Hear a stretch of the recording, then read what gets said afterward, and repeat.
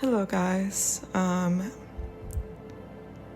welcome to a very tentative podcast I'm making on my iPhone voice memo. So it's not really a podcast, it's like a voice memo that I'm sending to a loved one or a friend or a buddy, whatever.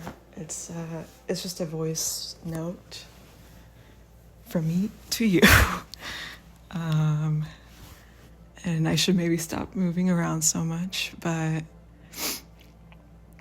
this podcast episode is very, very casually talking about autechre. Not like deep dive, not like, not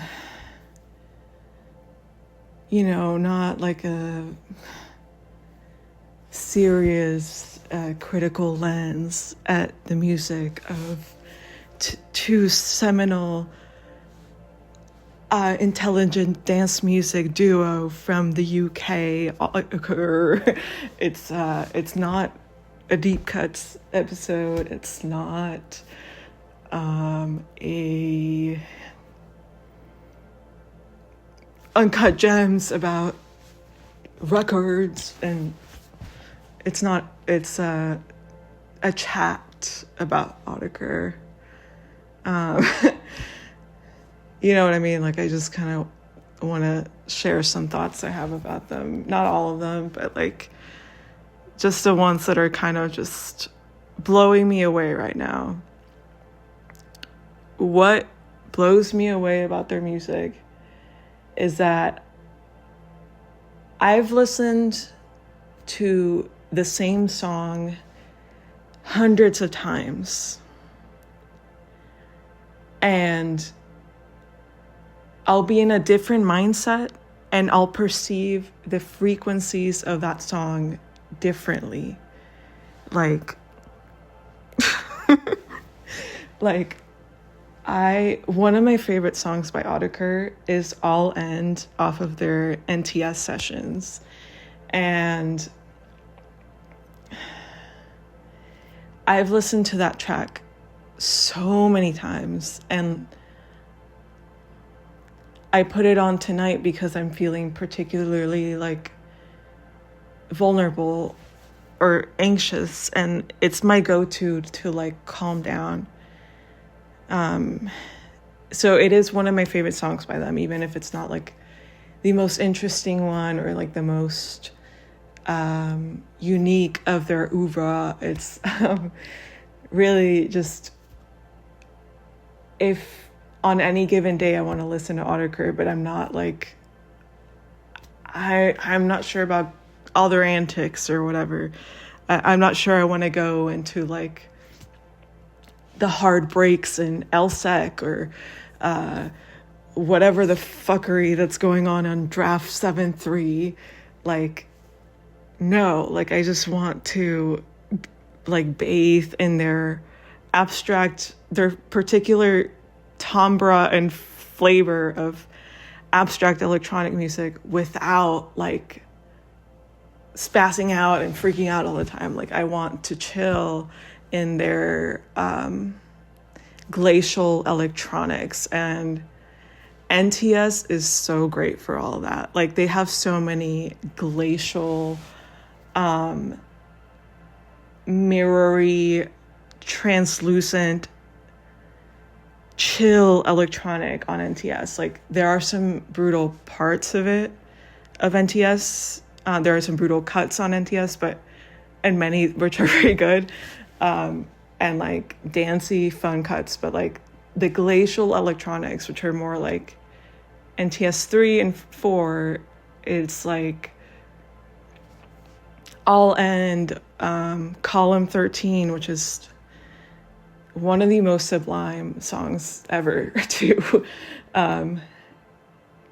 Glacial shit, man. Glacial, ice cold. It cools your soul.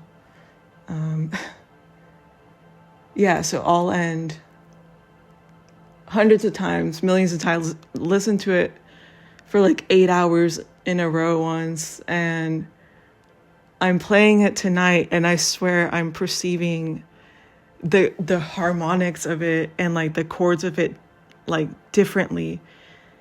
It doesn't even sound like it's in the same key that I thought it was in, and like I don't know how that happens other than like it's something that comes from like how they work with frequency and their ability to tap into how you perceive it. Autechre is very psychological. They're very methodical in how they arrange frequencies. And I think they inherently understand how it can have a psychoactive effect on the listener.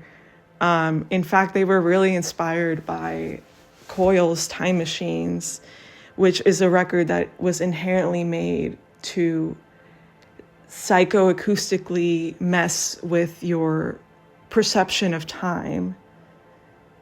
It was like the frequencies in that record were selected so that you psychoacoustically have like a temporal lapse or something. And I think autechre is actually really influenced by that, or maybe not even influenced, but they're just carrying the torch of that Coil was part of. And before Coil, I think it was probably like Stockhausen and like all the electroacoustic French people, like Pierre whatever, or Jean something, like Jean-Luc something, or Louis Boudimont or something, I don't know, like some kind of guy like that, with tapes. And they were playing with sound, like especially when synthesizers came into the picture, they were playing with sound in like sound as a pure form, you know what I mean? Like sound that's just this malleable sculptable thing, as opposed to like all these keys and letters and notes and time signatures. Like it's more like